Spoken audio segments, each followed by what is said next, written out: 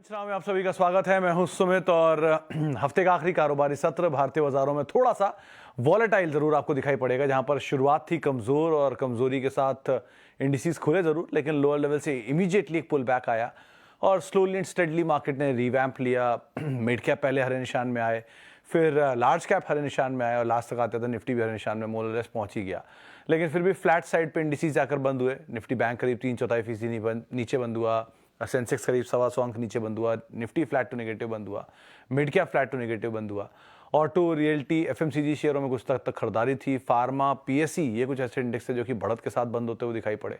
लेकिन overall market के लिए आज एक फ्लैटिश साइड पे ही कामकाज होता हुआ दिखाई पड़ा और कोई बहुत ज़्यादा फायरवर्क नहीं था। हाँ, स्टॉक स्पेसिफिक अप्रोच जरूर थी इसमें। एचसीएल नंबर्स के बाद मतलब बेटर नंबर थे उनके भी और इन्फोसिस के भी, लेकिन मार्केट ने शायद जो गाइडेंस कट है उसको बहुत ज़्यादा इंपॉर्टेंस दिया, जिसकी वजह से बिकवाली आते हुए दिखाई पड़ी। तो इन्फोसिस में बिकवाली थी और एचसीएल टेक में खरीदारी थी। वैसे भी इन्फोसिस के केस में प्री पोजिशनिंग थी इस चीज़ की कि इन्फोसिस के नंबर अच्छे होंगे, लेकिन आए खराब, तो शायद थोड़ी वो भी एक इम्पैक्ट देखने को मिला।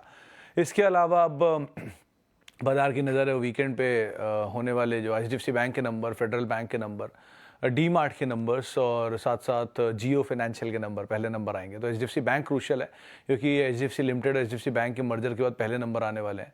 And like wise Jio financial के भी पहले नंबर है, तो वो भी क्रूशियल रहेगा। तो इन पे आप नज़र रखेंगे। प्लस अब अर्निंग सीजन धीरे धीरे नेक्स्ट वीक से काफ़ी पिकअप कर जाएगा, नवरात्रे शुरू हो जाएंगे, तो फेस्टिव सीजन का आगाज़ भी हो जाएगा। तो बहुत कुछ अब धीरे धीरे यहाँ से शुरू हो रहा है। प्लस आप जियो पॉलिटिकल सिचुएशंस के ऊपर भी नज़र रखें कंसीडरिंग क्रूड के प्राइसेस को लेकर।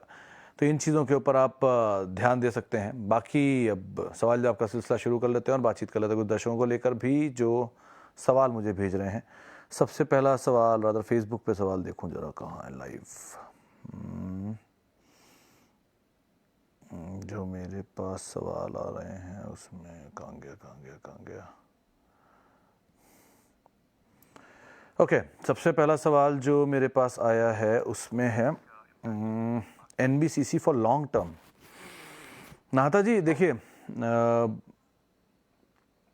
दो पीएसयू में द कंपनीज जो आप सुनते हो जैसे ईआईएल है, बीएचईएल है, एनबीसीसी है या लाइकवाइज बीपीसीएल है, they are one of the finest assets. इसमें कोई डिनाइल नहीं होता। Largest coal company PSU, largest redevelopment company, largest housing finance company, मतलब रीडेवलपमेंट प्रोजेक्ट्स को लेकर, लार्जेस्ट रीन्यूएबल एनर्जी, पीएसयू के लार्जेस्ट पावर प्रोड्यूसर, ये सब पीएसयू रहते हैं। बट और अच्छे असेट वैल्यू भी होती है। तो इनकी असेट वैल्यू आपको मोमेंटम दिलवाती है आम तौर पर, लेकिन इनकी वैल्यू कभी महंगी नहीं होती है, कभी प्रीमियम नहीं कमांड कर पाते हैं प्राइवेट के कंपैरिजन में। इसीलिए बीएसएनएल और भारतीय एयरटेल में आपको अंतर समझ में आ ही रहा होगा खुद ही बोलने पे मेरे, या एसबीआई और आईसीआईसीआई एचडीएफसी बैंक के बीच का अंतर आपको समझ में आ ही रहा होगा। सो एनबीसीसी केस में अच्छी कंपनी है, बट बहुत बड़ा रिटर्न पहले एक बार दे चुकी है सन 2012-13 में शायद या 16 में। फिर उसमें बोनस स्प्लिट आया, उसके बाद ये बैठ गया बहुत समय के लिए और फिर अब दोबारा इसने रफ्तार पकड़ी है। तो ये रफ्तार इसको मोमेंटम दिला सकती है, शायद नया हाई भी कटवा दे, but long term wealth creation उसकी थोड़ी गुंजाइश कमी होती है। आमतौर पर डिविडेंड यील्ड ज़्यादा होते हैं। सो आप लॉन्ग टर्म के हिसाब से इसमें कॉल विद टाइम लीजिएगा, लेकिन स्टॉप लॉसेस के साथ ही ट्रेल करिएगा, तभी आपको ज़्यादा बेटर सिचुएशन समझ में आएगी इसकी। ये हमेशा स्टॉप लॉस में ट्रेल करने वाले हैं, इनके स्टॉप लॉसेस रखिए, ट्रेल करते रहिए। अभी थीम चल रही है बढ़िया, पीएसयू चल रहे हैं, डिफेंस चल रहे हैं, रेलवे चल रहे हैं, पीएसयू बैंक चल रहे हैं। ये जिस दिन पलटेंगे उस दिन ये बहुत लंबे समय के लिए पलट जाते हैं, तो इसका बस ध्यान रखिए, आप पोजीशंस में रहिएगा। एंजल वन के नंबर तो बेटर हैं विनोद सर, और अच्छा आउटलुक भी दिया उन्होंने। हालांकि ऊपर से ज़रूर नीचे आया, लेकिन क्योंकि चला हुआ स्टॉक है, कहाँ 400 रुपये का स्टॉक 2500 रुपये 2600 रुपये पहुँच गया। सो इंस्टेड आप बस वो थोड़ा प्रॉफिट टेकिंग को देख लेना। बाकी तो नंबर अच्छे थे इस क्वार्टर के जो कल उन्होंने पोस्ट किए हैं। रही बात ग्लोबल स्पिरिट की, तो डाउन साइड मुझे इसमें लिमिटेड दिखता है अब यहाँ से। तो अगर आप जाना चाहते हो तो आप थोड़ा बहुत वहाँ पे बाय कर सकते हो। बट अगेन जो रिसेंट लोस थे 720 था शायद, उसका एक स्टॉप लेके आप चलना, मतलब वो एक बार चेक कर लेना ये लो क्या है, उसके 5 रुपये नीचे का एक स्टॉप लॉस लेकर आप पोजीशन में बने रहो। बाकी रिस्क थोड़ा कम है वहाँ पर, फिर भी एंटर करने में। अब house Goa carbon for fresh entry. Sir Goa carbon के केस में मतलब इसको बहुत साल पहले ट्रैक करता था, तब ये एक बार 1100 भी गया था बहुत टाइम पहले, फिर ये टूट के आ गया 150 रुपये, क्योंकि ये साइक्लिकली है और इसकी कोई साइकिल रहती है। जब कार्बन ब्लैक की तब ये चलता है, तो पीसीबीएल चल रहा है तो इसलिए गोवा कार्बन भी आमतौर पर मूव आता है। ओरिएंटल कार्बन, गोवा कार्बन और ये पीसीबीएल, ये आमतौर पर तीनों एक साथ चलते थे। तो उसके बाद फिर ये रेंज में फंस गया। डेम्पो ग्रुप की कंपनी है, जो गोवा में है उनको ज़्यादा बेहतर पता होगा डेम्पो ग्रुप क्या है। तो वो डेम्पो ग्रुप दो एक ग्रुप अच्छा है, पुरानी पैठ रखता है क्रिकेट में, मतलब स्पोर्ट्स में भी इनका इंटरेस्ट है, टीम्स वगैरह इनके पास। लेकिन ये company it's good company fundamentally, दो नंबर भी ठीक है। आप अगर है आपके पास तो आप बने रहो इसमें। और लेकिन आप अगर इसमें इन्वेस्ट करते हो या नया इन्वेस्ट करना चाहते हो तो अपना स्टॉप लॉस ज़रूर रखना कहीं 50-100 रुपये नीचे का, ताकि कोई भी ट्रिगर हो अगर वो स्टॉप लॉस तो आप निकल जाओ, ज़्यादा बेटर है। क्योंकि बहुत वोलेटाइल स्टॉक रहता है यूजुअली, तो कमोडिटी साइकिल घूमी दिक्कत आ जाती है, इसीलिए उसका कॉल लेना। बाकी ये कंपनी और ग्रुप अदरवाइज ठीक है। HDFC AMC में 50% प्रॉफिट आ रहा है, कुछ निकाल के प्रॉफिट को HDFC बैंक में शिफ्ट कर सकते हैं? शर्मा साहब, मेरे हिसाब से अभी मत करना ये काम, मतलब इसमें बुराई नहीं है, फैसला सही है आपका, लेकिन कल HDFC बैंक के नंबर आने दीजिए। अगर कल HDFC बैंक के नंबर मान लीजिए अनुमान के मुताबिक नहीं आते हैं, खराब आते हैं, कमेंट्री खराब आती है, वैसे तो बहुत ज़्यादा डाउन साइड है नहीं इसमें, 1450 रुपये मुझे लगता है HDFC बैंक का मैक्सिमम डाउन साइड है। लेकिन अगर कहीं मिल जाता है तो उसका आप इस्तेमाल कर सकते हो। पूरा 50% नहीं, एटलीस्ट 25% का आप निकाल के ये काम कर सकते हो। बाकी 25 नया डाल दो कहीं और से लेके, या मतलब कोई और नई पूंजी इसमें डाल दो, किसी और से प्रॉफिट लेके। HDFC AMC में भी बहुत पोटेंशियल है बाकी है इंस्टेड, तो क्योंकि वो बड़े तेज़ी, पहली बार इतनी बड़ी तेज़ी दिखा रहा है अपने IPO के बाद से, तो अभी तो चलना शुरू हुआ है, मेरे ख्याल से उसमें और तेज़ी आनी चाहिए। लेकिन फिर भी गलत होने की गुंजाइश हमेशा रहती है बाज़ार में, इसीलिए आप थोड़ा सा पैसा निकाल भी लो, उसमें कोई बुराई नहीं है। तो थोड़ा 1 क्वार्टर पैसा या 30% पैसा निकाल कर वो आप ले लो HDFC बैंक, बट थोड़ा पैसा अभी नहीं, कल के फॉल के बाद या मंडे के रिजल्ट्स के बाद 1-2 दिन सेटल हो जाए, उसके हिसाब से आप कॉल लो, ज़्यादा बेटर है। ओके, इसके अलावा कुछ सवाल यूट्यूब के ज़रिए भी आ रहे हैं। Okay, what to do in SBI bank and BOB? Thank you trader India साहब। पहली चीज़, SBI केस में सर, जब तक ये 632 नहीं तोड़ता तब तक ये ऐसे ही मतलब हमेशा आके अटकेगा ऊपर इसी जोन में, जहाँ नीचे 565, ऊपर 620, ये रेंज को ही प्ले करता रहता है। 620 इसलिए बोल रहा हूँ कि उसका पुराना ऑल टाइम हाई 632 है और बहुत अच्छे नंबर्स के ऊपर दिया था वो। तो अगर वो ब्रीच होता है नंबर्स के सपोर्ट में, 2 क्वार्टर 3 क्वार्टर के अच्छे नंबर हैं, तो उस बेस के ऊपर अब चौथा क्वार्टर आएगा, तो आई डाउट कि नंबर बहुत अच्छे आने चाहिए SBI के इस बारी। लेकिन अगर आ जाते हैं और नंबर कोई ब्रीच कर जाता है तो ये चलेगा। बाकी PSU बैंकिंग में हमेशा एक ही चीज़ मुझे समझ में आती है कि ये चलते कम है, ट्रैप ज़्यादा करते हैं PSUs एंड PSU बैंक्स। तो आप जिसको सही जगह पे मिल गया वो तो कहेगा मल्टीपल टाइम रिटर्न आ गया, जिसको जैसे मसगांव डॉक या HAL, लेकिन जिसको नहीं मिलता है वो उसकी सिचुएशन उसे पता है कैसे लंबे टाइम पे वो फंसा रहा है। जैसे NBCC, इवन MMTC, NBCC आज चलते हुए दिख रहे हैं, लेकिन एक समय में बहुत ऊपर के लेवल पे बहुत लोग फंसे हुए हैं इसमें। सो देख समझ के कॉल लीजिएगा दोनों PSUs में। दो सेफ्टी ज़्यादा है बट एक रेंज बाउंड ट्रेड ज़्यादा करते हैं, तो उस हिसाब से कॉल लीजिएगा। मतलब आप ऐसे लगा लीजिए कि 13 साल में SBI का CAGR ही 9% है। सबसे कम निफ्टी का कोई स्टॉक चला तो SBI है 9% की CAGR से। सो आप बाकी देख लो अकॉर्डिंगली। एक भारतीय एयरटेल भी इसी तरह का था, लेकिन वो तो नया ही काट गया। लेकिन SBI केस में आप अकॉर्डिंगली कॉल लेना इसमें अपनी। दो बैंक अच्छा है, इसमें कोई डिनाइल नहीं है। Is private sector, banking sector, especially large cap, giving us good chance for accumulation? What's your outlook for the long term and unsecured personal loan lending report? Jaiswal साहब, वो रिपोर्ट इज कंसर्न, मतलब मैं हमेशा से believe रखता हूँ, क्योंकि India में एक सबसे बड़ा स्ट्रेंथ थी कि आप सेविंग स्टेट आपके बहुत हाई रहते थे बिकॉज ऑफ रूरल कंजर्वेशन।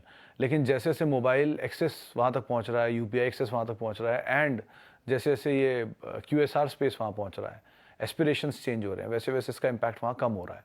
सो मतलब एक कल ही में नंबर पढ़ रहा था कि 70% ऑफ iPhones आर इधर फिनेंस्ड, मोर देन दैट रादर। तो इस तरह की अगर फाइनेंसिंग होती है कंज्यूमर ड्यूरेबल की, तो ये अनसिक्योर्ड लोन ही होते हैं। आप मान लीजिए अगर एक AC लेते हैं और कल को AC का नहीं भुगतान करते, तो AC अगर ले भी ले वापस बैंक, तो क्या करेगा उसका?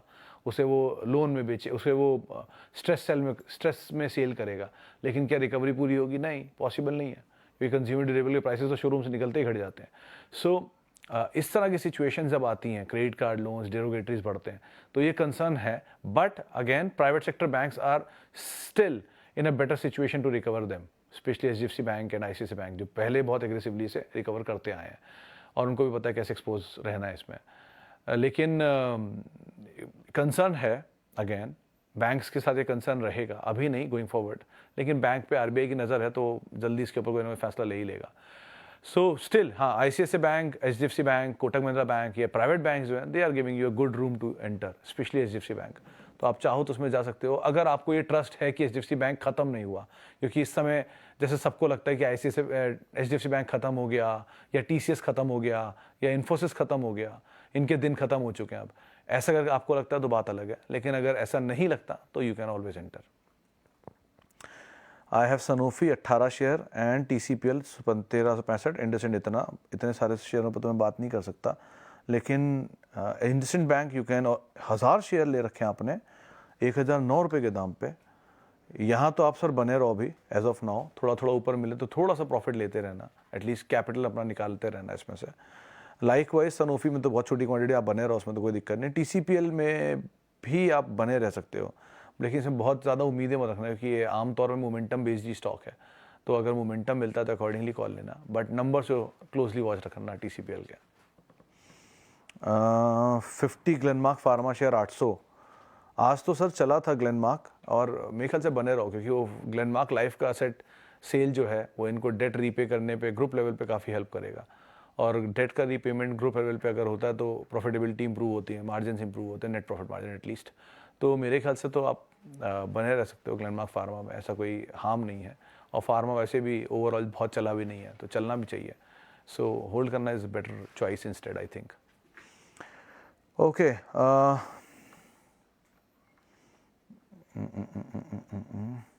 विप्रो के तो नंबर देखिए पहले इरफान खान, उसके बाद कोई कॉल लीजिएगा क्योंकि अभी तो 2 कंपनियों के नंबर आए हैं, और एक बार ये नंबर आ जाए उसके बाद कोई कॉल लेना ज़्यादा आसान रहेगा। विप्रो वैसे बहुत बीटेड डाउन है तो बहुत कुछ डाउन साइड की उम्मीद है नहीं विप्रो और टेक महिंद्रा में, सो कुछ भी खराब आ भी जाता है तो भी शायद थोड़ा बहुत झटका आएगा। देखा नहीं, इन्फोसिस कल 9% 60% ADR नीचे था, आज 2-3% स्टॉक नीचे था, कल भी 1.5% स्टॉक गिरा, लेकिन फिर भी वो एडजस्टमेंट करेंगे तो 1340 बैठ रहा था, बंद हुआ 1420 के ऊपर ही देखा पूरे दिन मैंने इन्फोसिस को, तो एडजस्टमेंट में भी इतना इम्पैक्ट नहीं आ रहा था।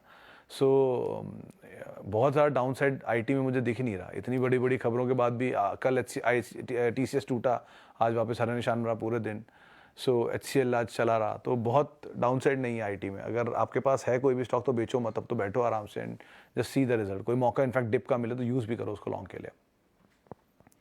डीमार्ट नंबर का वेट करिए इलियास साहब, अभी कुछ भी कहना मुश्किल है, 2 नंबर के केस में बहुत कुछ तो दे चुके हैं Q2 अपडेट में, लेकिन number is crucial and second half is very important for all those retail companies, इनके नंबर आमतौर पे बेटर होते हैं सेकंड हाफ में, तो ज़रा ध्यान रखना उस चीज़ का। Is there any impact of good or bad results of Reliance on Jio Financial? Of Jio on Reliance हो सकता है सर, उल्टा बोल रहे हो आप। पेरेंट के नंबर का इम्पैक्ट सब्सिडरी पे नहीं आता, सब्सिडरी के नंबर का इम्पैक्ट पेरेंट पे आता। तो Jio Financial is the subsidiary and Reliance Industries is the parent, तो अकॉर्डिंगली रिएक्शन आएगा ना। जियो के नंबर्स का रिएक्शन उस पर आ सकता है रिलायंस पे, लेकिन रिलायंस के नंबर का रिएक्शन जियो पे कैसे आएगा? पहले जियो के नंबर इसीलिए आ रहे हैं ना, सब्सिडरी के नंबर पहले आते हैं फिर आएंगे कंसो के नंबर्स, तो कंसोलिडेटेड नंबर्स आगे आएंगे रिलायंस के। सो पहले आप जियो फाइनेंशियल के नंबर देखिए, फिर रिलायंस के नंबर्स का आइडिया लगेगा आपको। और आगे बढ़ते हैं। IGL एंड IEX लंबे टाइम से कंसोलिडेशन चल रहा है सर। IEX में कंसोलिडेशन नहीं चल रहा है, IEX ऑलरेडी एक बड़ी तेज़ी दिखाने के बाद टूटा है और बहुत समय से रेंज में भी है और पेशेंस भी ले रहा है, और अर्निंग सपोर्टिव अभी है नहीं। प्राइस साइड मतलब महंगा शेयर है वैल्यू वाइज भी, आप अगर चेक करोगे मल्टीपल पे। IGL फिर भी एक बार को मैं दोनों के कंपैरिजन बेटर मानूंगा। कल इनफैक्ट आशीष भैयती से मेरी बात हुई थी रात में एक शो में, तो उन्होंने तो वैसे IEX में बने रहने की राय दी थी, तो आप अभी तो बने रहो अगर दोनों हैं आपके पास तो, एंड सी कैसे अर्निंग्स काम करते हैं। ये क्वार्टर के नंबर इनके अच्छे होने चाहिए, पावर रिडायरिफ अच्छे थे, ऊपर के लेवल पे थे, तो Q2 Q3 में थोड़ा बहुत इंपैक्ट आएगा, अकॉर्डिंगली आप कॉल लेना है इसमें। चले फिलहाल अब इतने सवालों शामिल करूंगा, माफ़ी उन सभी लोगों से जिनसे बातचीत नहीं हो पाई, बहुत बहुत शुक्रिया उन सभी लोगों का जिन्होंने सवाल पूछे। आपसे मुलाकात होगी सोमवार को, और आप मेरे साथ जुड़ सकते हैं @सुमित रिसर्च मेरा ट्विटर हैंडल है, सोशल मीडिया हैंडल्स हैं, और आप किसी भी निवेश से पहले अपने वित्तीय सलाहकार की राय ज़रूर ले लें, और CNBC आवाज़ के YouTube और Facebook पेज पे 3:30 बजे के बाद आप रोज़ सवाल पूछ सकते हैं। नमस्कार।